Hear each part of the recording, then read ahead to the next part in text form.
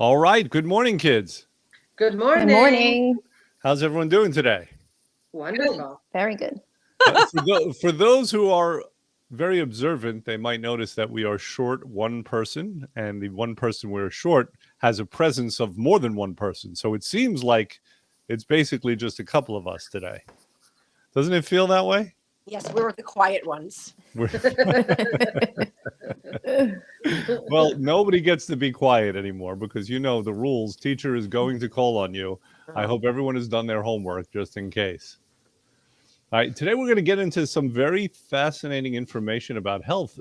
It's the kind of information that should be known by everyone, but it's really not because healthcare in our country is not done this way. We're actually going to be talking about cause and effect. But we're not going to get into that right away because apparently we had a good week and everyone is winning like crazy on our program. And Jennifer has, what is it, 18, 19 testimonials today? A lot. Yeah, Jen has a lot. So if you have about 3 hours, Jen is going to start reading the testimonials. And you're welcome to go and come back at your discretion. Jen, you want to go ahead? Sure, why not? So this is from Michelle, who was going to start the program in the spring, but then got so disgusted with herself that she just called like kind of impromptu and came in. So she had done the program before many, many, many years ago, maybe like 7 years ago, and held off pretty well. And then all of a sudden had a crash.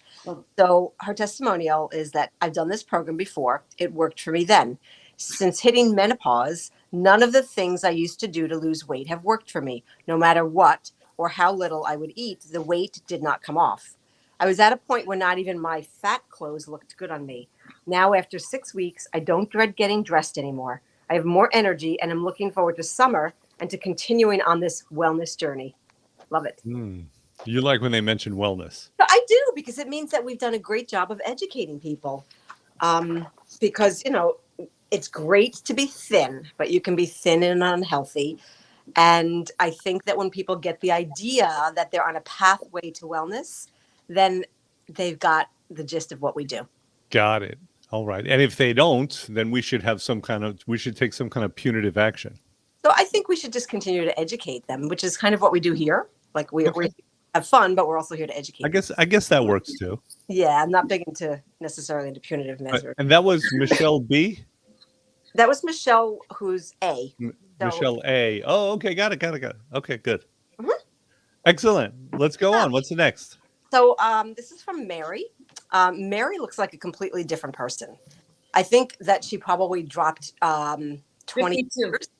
Oh, Overall 52. Yeah, no, but I was going years. Yeah. 20 years. She lost like 20 years. Yeah. So amazing. And there's a big bounce in her step. So that's really cool. So she said, before program, I had no energy, no real sense of purpose or self-esteem. As I begin losing weight and keeping it off, no yo-yo diet. My confidence and energy started to soar. 52 pounds later, I am thrilled. Thank you to the theme here in Cranford. The theme? I'm reading ahead, and I saw Thea, so I crossed Thea. She's on the Thea team, so it's the theme. Thank you to the theme here in Cranford. Thea, no, I'm kidding. The team here in Cranford, Thea, you have been so supportive and motivating. Thank you. Can't wait to see how far I can go. So she's somebody who has realized that she, still has more to go. So she's not stopping mid-journey, which is really awesome, because that's another win for our team, because, people come in and they lose 20 pounds and they feel great and they're motivated, but they're not looking at the overall health numbers. And our job is to make sure that people get into healthy ranges. So that testimonial is a win, 2 wins, really. Jen, I want to speak to that for those who are not indoctrinated in the FinTech way. Generally, when people come in, they have a goal, and the goal involves weight. They want to lose 20 pounds. They want to lose 50 pounds. Right. And the first thing that we do is we put everyone on a machine. It's called a BCA, a body composition analysis. And the reason we do that is because that gives us so many more important numbers than just weight. Remember, weight is a measure of gravity. How much force are we exerting upon the earth? I hate to take everyone back to like science class in high school, but that's what weight is measuring. So every football player, every bodybuilder who has zero fat on them, they're still very heavy. Weight is not the enemy. And we preach this over and over again. Weight is not the enemy. The enemy is excess fat. Excess fat is the stuff that gets people sick. Excess fat is what's unattractive. Excess fat is what we hate about ourselves. So when we look at the numbers on this BCA, it includes things like body fat percentage. It includes things like muscle mass, like water. We want a person to lose only fat. Actually, we want people to get hydrated because there's no way to be healthy if you're not hydrated. And that is what Jen is referring to. Our goal is to have everyone get into the green with those other numbers that are so much more important for health and so much more profound for metabolism than simply weight. Yeah. Is that correct? That is correct, actually. Okay. And I was thinking when you're talking about fat, toxins are stored in fat cells. Right. What happens is when you have a lot of body fat, it really means you have a lot of toxins, a lot of toxicity in the body. And then what tends to happen is we get a lot of inflammation.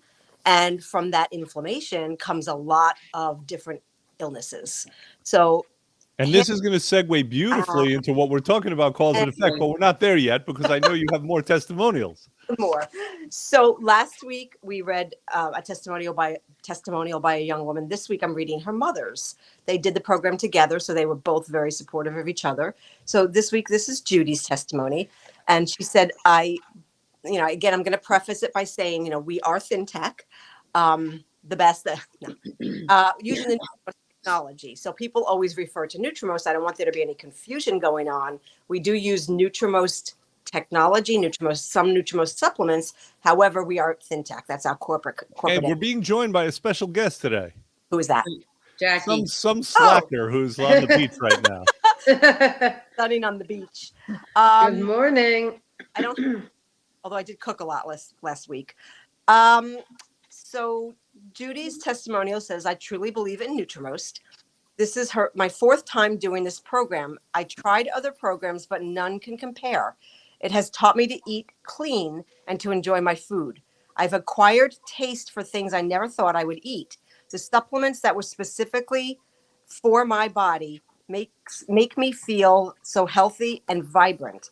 I would recommend this program to anyone who would want to take control of their health. Nice. So everyone's getting it. Do we have a theme here? So I'm going to say, well done. There's something else about Judy, and I guess it points to the fact that it's not an either or. Like, you don't have to get healthier it's very valid to want to get healthier. It's very valid to just want to look better. Sure. It's all good. And what's nice is that we don't have a separate fee structure for each of these things. Right. So while you're getting healthier, if you look fabulous, that's great. The story with Judy is this. She first came to us years ago because she was about to take a trip to Italy. And when she came to us, she was overweight. She had no energy. She was kind of miserable. She did the program. She killed it. She then went to Italy. She came back. She was wearing like a Valentino suit and big glasses. And I was like, have you been hanging out with Clooney in Italy? Like, what are you doing? What happened to you? What is this transformation that happened? And I tease her about that pretty much every time she's in the office. Yeah. So that's the deal with Judy. Yeah. So I can wrap it up with one last very short testimonial from Michelle B. Ironically, you mentioned her. There's two Michelle B's. Well, this is the taller one. This is Michelle B.A. So okay. The family that gets healthy together has fun together. So okay. Oh, then it's Michelle B.U. You. Oh. This round was a breeze. I feel much happier and healthier thanks to my coaches. It feels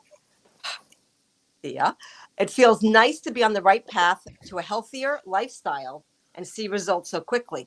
There's a theme here. We're talking about health. Right. So. Got it. Yeah. Well, listen, our approach is different than most every other approach, right? Someone might ask, what differentiates us? And generally, when people think about weight loss, they think about weight loss. There's a lot of ways to lose weight. A person can lose weight in very unhealthy, very unnatural ways, and desperate people will do this. We see people, they'll starve themselves, they'll have surgeries, they'll take dangerous drugs. That's not our approach. Our approach is that losing weight needs to be a function of getting healthier. The definition of health is when your body's working properly. When your body's working properly, that means it will use fat as fuel. That is our goal for everyone. So this is why we don't have to pick and choose. Now, Trisha, you are on the program currently. Is that correct? I am. Okay. And what has your experience been?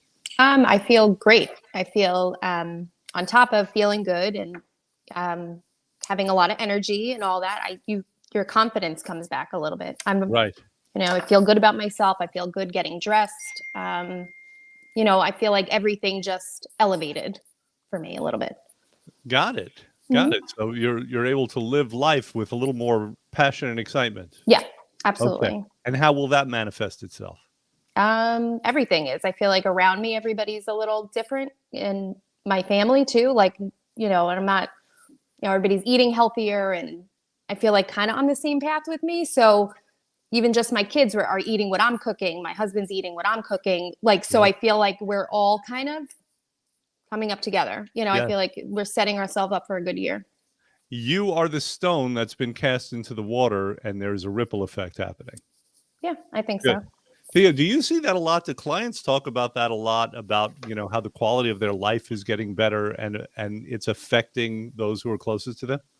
Yes, often they, because, like I think I was saying it to somebody. Was it yesterday or maybe it was last live? When the body has many toxins, there's a lot of inflammation going on. So you're kind of grumpy and you don't feel well. So this program is a detox, so less inflammation. So you're happier. You're happier around your family. You're not screaming at your kids. You're not screaming at your husband. You're cooking healthier, and they're, Is that true, Trisha? Are you screaming at your husband less? Yes. You are. Okay. And he's aware of this. He is. He's Okay. very happy. He thanks you. Question. And he knows when my birthday is? Yes, he does. Okay, good. So Yeah. I definitely expect something. But I did have a client yesterday texting me saying that, so it's some people are not supportive of their partner. So I have a client who texted me and said, "Oh, I drank 3 glasses of wine, and my husband, he brings home sweets and carbohydrates, and he, and I feel sorry for him because he wants me to eat with him, he wants me to drink with him, so I do because I don't want to hurt his feelings." And Yeah, when we were trying to decide what to discuss today, and let me take a step back. I want everyone to know I always have a plan. And it's the rest of the staff that you guys just want to go off the cuff, right? So I had my plan, and then everyone else had their ideas. Jen gave me about 10 ideas, according to her. She couldn't remember a single one. But this is one of the options that we were going to discuss, the influence of other people. So why don't we save that for next week, because we already settled on something that's different and something that's very pertinent for what we're talking about now. Corinne, what is your understanding about the difference between cause and effect? Well, my understanding of cause and effect is What? if you have too much of toxicities in your body's going to react. And as a result, it could be a negative reaction. And you then have to, for example, detox your body to get rid of that negative reaction that you're having. Okay, so symptoms, are they a cause or effect? The symptoms are the cause. Oh, no, the symptoms are the effect. The symptoms are the effect of something being out of balance or out Correct. of whack inside the body, right? They're an indication. They're the red light that flashes on your dashboard in the car. Yes. So let's give a little context here. So Jackie says both symptoms could be both a cause and effect. That's true, right? A symptom, if you have it long enough, will cause other problems. Mm-hmm. But inevitably, the symptom comes after the actual problem. So, for example, if I parked my car on your foot, Jen, how would that feel? I'd be cranky. It would not feel. You'd be pretty cranky. Okay. I think we should try this experiment, actually. So I'd park my car on your foot, and you'd be cranky because you're experiencing a lot of pain. Correct. So I guarantee you there are drugs that are strong enough that you could take them either in pill form or in injection form where you would not be able to feel the car on your foot, Of course. right? So would that be a good course of care? There's a car resting on your foot, so we drug you up so you can't feel it. Well, you're not removing the root cause of the problem, which is you, which is I'm not the cause. Right, It's right, the right. car. I'm not even the one who parked it on your foot. You're That was the Lucky driver. Jackie. you just said. So no, seriously. I drive well.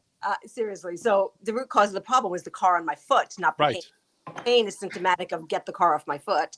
So the drugs would just be a Band-Aid hiding the real cause of the problem. Right. Now, I would suggest that we have a problem in this country, and the problem in this country is we have conflated cause and effect. Correct. We're very confused about this whole idea of cause and effect. So many years ago, I was with a friend of mine, and his daughter was ill. She had a temperature of 103. She was a kid. And we were having a conversation, and and he was talking about what medicine he wanted to give her. And I said, "Let me ask you a question. Why does she have a fever?" Ah, And he's like, "I don't know. She's sick." I was like, "Well, is there a function to a fever?" He's like, "I don't know." I was like, "Okay, let's take a look at this. Did you know that the bacteria can only live within certain temperature ranges? So the fever, when the body heats itself up, it kills those bacteria. Were you aware of that?" He was like, "No." I was like, "Okay, let's take it a step further. What's going to happen if you artificially reduce the fever?" And he said, "Well, then I'm not really addressing the problem. I'm stopping the body's correct reaction to healing or to this challenge, to this bacteria." right. And so he was able to have a realization. I believe from then on, he gave his daughter fewer drugs, I hope, in that sense. And by this, I'm not saying that medications are never necessary. Yeah. But is this a conversation? I mean, we have mothers on here. Is this a conversation that you guys have had with either pediatricians or your husbands? Yeah. Of course. You have. Okay. So did you ever have the case where one spouse wanted to give a particular medication or wanted to treat a symptom and the other spouse was like, "No, let the body heal itself. Let's address cause as best we can"? That's my house all the time. My husband's like, "Oh, give him Motrin, give him Motrin, give him Motrin." Just let it be. If they get super high, then we'll do it. Like it's a constant thing.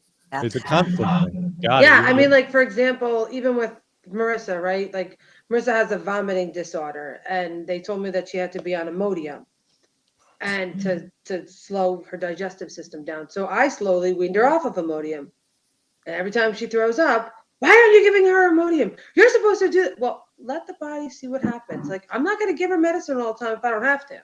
Right. Right. Yeah. Well, So- and Constant. again, just to be fair, there are times where symptoms can kill. Right? Of course. It's true about COVID as well. What kills a person is not the COVID per se; it's the symptoms, the body's overreaction Right. to the Yeah. COVID. Right. Right. So Drugs are needed.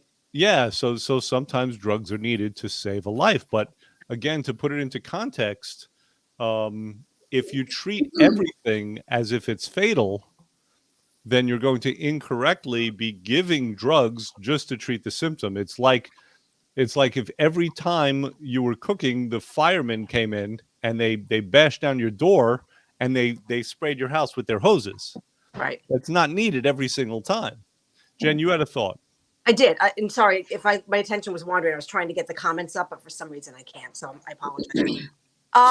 What I was thinking was most people don't realize that by the time symptoms of a cold or a flu or a virus are showing, your body's already on the mend. Yeah. So we're treating symptoms that, are a natural course in the progression of the viral illness or the bacterial illness. So you treat a cold, it's been festering inside. The coming out of the body, like with mucus and cough and whatever, you don't want to suppress those symptoms. Those are the body's natural way to expel germs.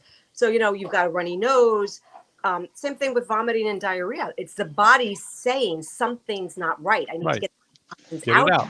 Mhm. When we suppress those symptoms, we're putting the toxins back.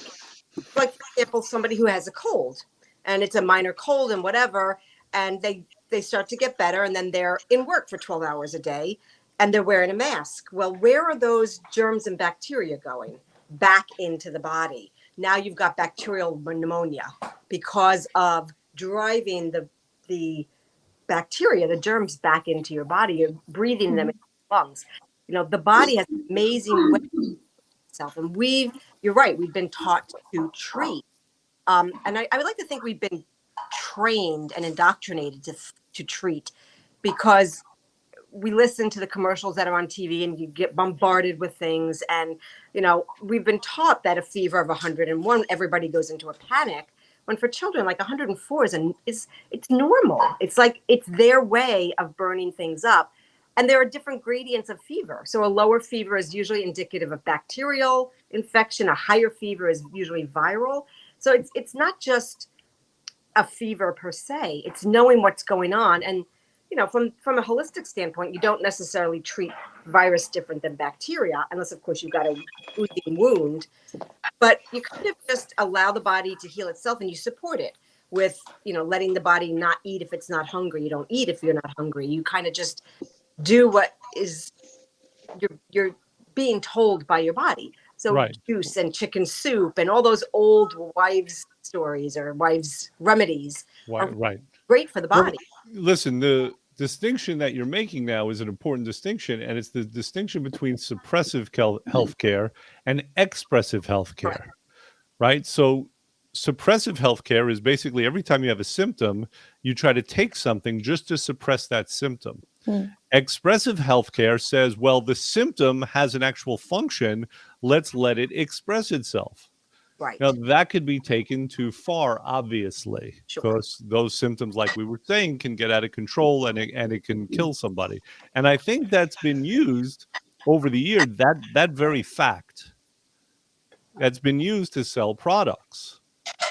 So what we're talking about now is very theoretical. Let's become a little more specific. Let's get a little more specific about it. How well is this paradigm that we have in this country working, this healthcare paradigm that we have?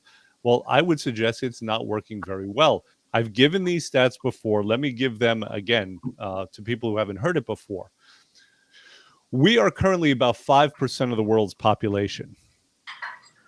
We use 60% of the medications in the world, or we spend 60% of the amount of money that's spent on medications in the world. Now, you would think that would mean that we have the best healthcare in the world. We have the best health outcomes. It turns out among developed nations, we have the worst health outcomes. I mean, for everything from infant mortality to all of the health indices, we are very, very low. We are not doing well, and we are paying an awful lot of money for it. So a few years ago, I think it was like between $8,000 and $9,000 per capita. Every person in this country was spending between $8,000 and $9,000 on average to get a poor health outcome. Now, I would suggest that there's a couple of reasons for that. Number one is the profit motive, like we were discussing. If you can convince people to take a medication every time that they have a symptom, then that's a very good way to sell products. Yeah. The other thing is just the philosophical reasons for it. If the philosophy is to suppress symptoms as opposed to express and create health, then you're going to have a bad outcome. The GPS is off from the very beginning. Thea, does this make sense to you? Have you ever heard this stuff before? Of course. Where? Where have I heard it? All over. School, here. You didn't get it from your family, did you? No. No, you didn't. How do they feel about this whole topic? I don't. They don't. We don't really, talk about these kind of things. So they You think, don't talk- Yeah, they think I'm the oddball in the family. they think you're the. So Well, it's possible that they're correct, but maybe not in this context. All right, good. Jen, Did I accurately kind of summarize our thoughts on this? Yeah. So, when you look at it, we have what's called cradle to grave healthcare. And it's really not healthcare. It's illness management. But I would go a little bit further, and I would venture out on a big limb and say that we are actually creating the diseases Mm, that we want to avoid.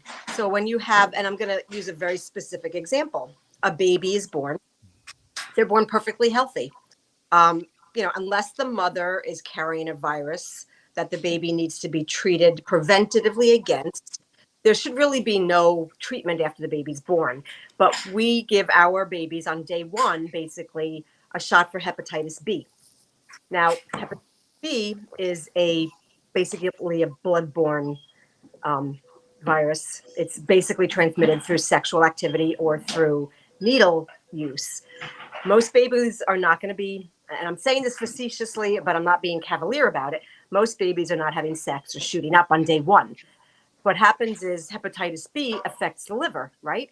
So liver is involved in detox. So you create this spiral of problematic use or problematic overuse of a medicine that really has no business being in a 1 day old's body.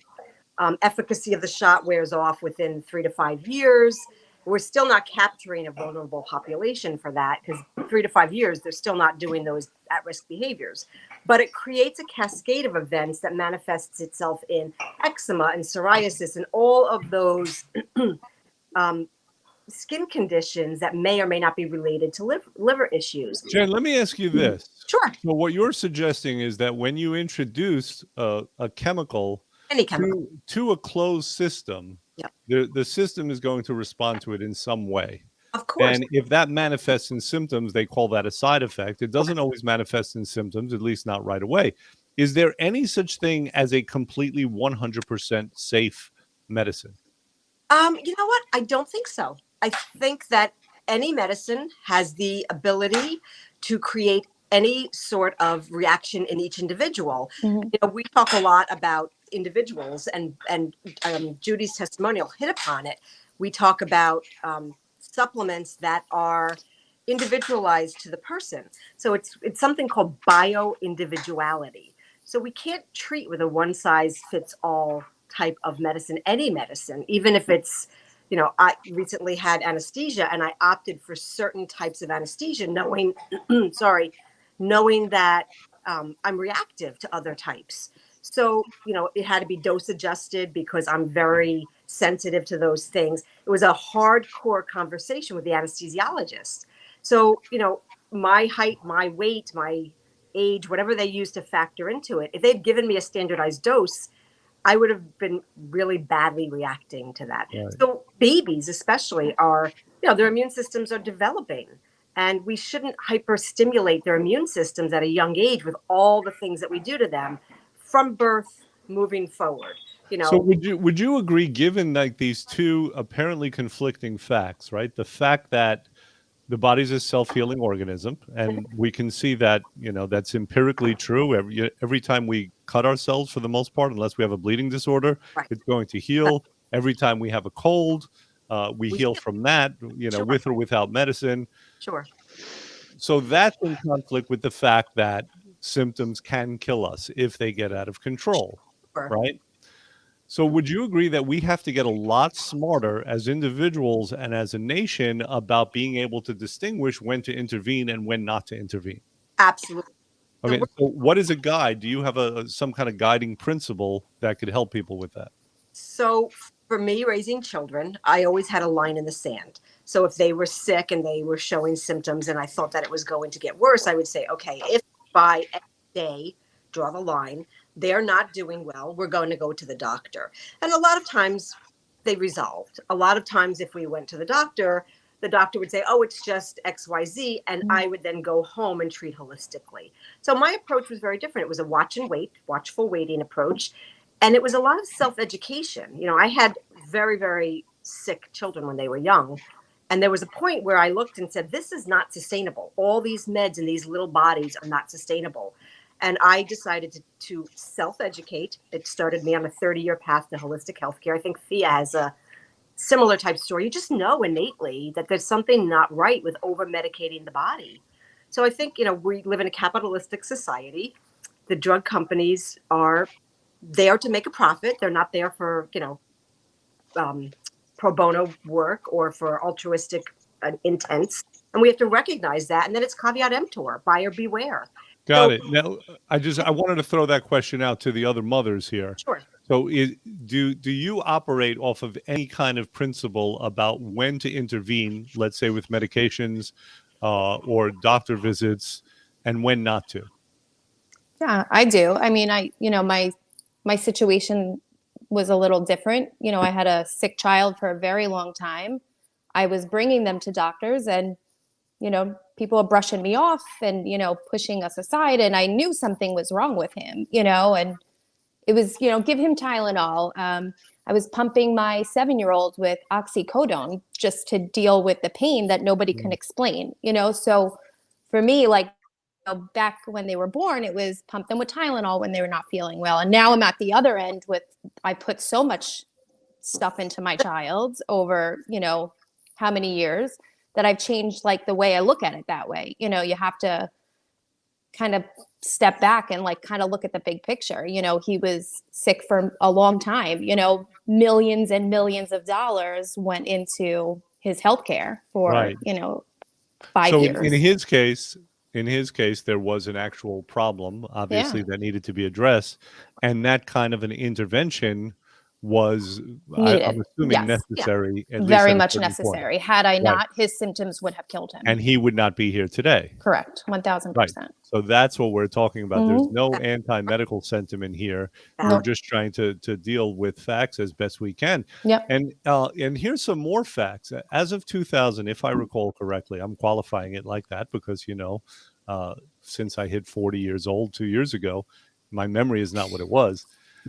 But if I recall correctly, in the year 2000, the number one killer was heart disease. The number two killer was cancer. And the number three killer was actually medicine. So all three of those, a person has some kind of control over. We don't think that we have a lot of control over heart disease, yet in some countries it's almost unheard of. Right. Yeah. Right? These are lifestyle diseases. These have to do with the choices that we make. Obesity has grown from 14% for years and years, and now it's among adults. Obesity and being overweight is about 70%. I mean, a lot of these are lifestyle factors. Cancers have a lot to do with our aberrant living conditions out here, the toxins that are in our environment. So we do have more control than we think if we thought about, as Jen would put it, root cause. If we address root cause, if we concentrated on building up health, there would be a lot less reason to intervene. And it doesn't mean we would never have to. We live on this planet. We're going to have to. Right. But there would be a lot less reason to intervene, as a body that's functioning better can better take care of its challenges. Correct. Any disagreements with that? Absolutely not. Okay, good. So I don't have to punish anyone. No corporal punishment. No. All Yeah. right. Challenging too, because there are so many different holistic treatments, modalities, that you really have to be a constant scholar, a constant student. So Thea, you're really well versed in oils and well versed in other herbal supplements and natural supplements. That is like one of your strengths, right? It's a lot. You've been doing it for 20 years, the oil path, right? Yes.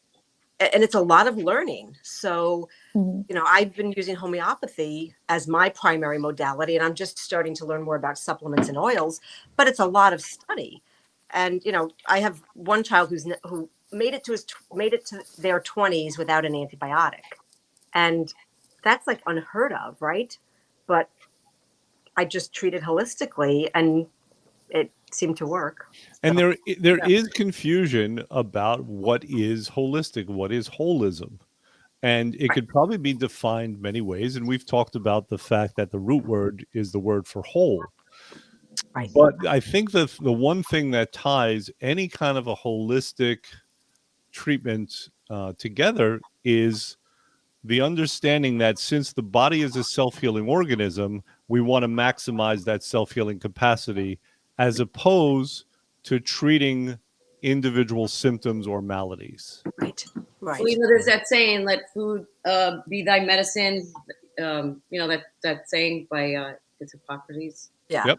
And So- medicine. medicine be thy food.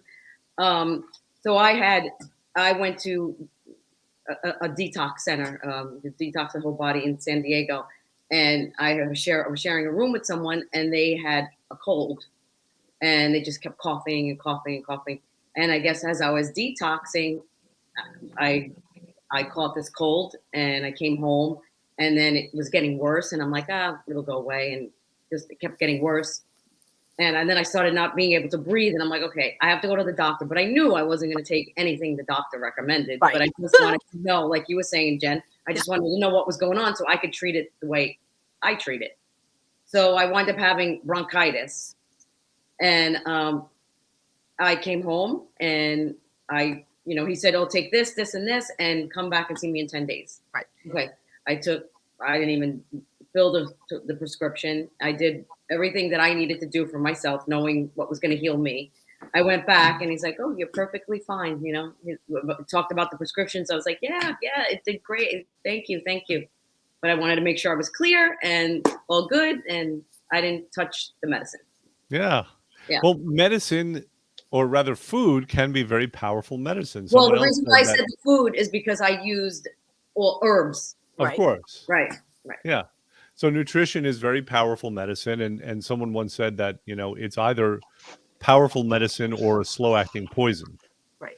So we obviously want to choose the right food. We want to give the body what it needs in order to be able to create the energy and to have the raw materials so that it can better heal itself. And that's when food is used holistically.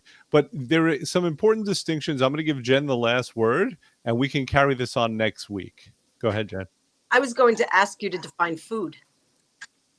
Well, I've done that before. Well, let's do I've it. done it several times. So Thank the root word is fodor, and I want to say it's Old English. Yeah. And it's basically that which nourishes the body. Now, if we're talking about nourishing the body, it can be something ingested or it could be something else entirely. Right. And that's another distinction. So next week we're gonna continue this conversation. We're gonna continue making these important distinctions. The idea is that everyone have at least enough understanding, because the understandings that we've been raised with in a lot of cases have been aberrant understandings. Sure. My mother told me she didn't breastfeed me because she was told that it was bad for me. Correct. I mean, what could be more nourishing Yeah. for a baby than breast milk, which, if you believe in evolution, had been evolving for thousands of years, and if you believe in a higher power, was put here for us specifically to nourish us at a very, very young age. Perfectly designed. Perfectly designed, right? It makes sense. So we're gonna end on this note. Is there anything that anyone wants to say before we sign off? Nope. Have a great Okay. week, guys. It was a good, lively discussion. Of course, Jacqueline was missed. All right, everyone, take care. Bye, guys. Bye. Have a good week.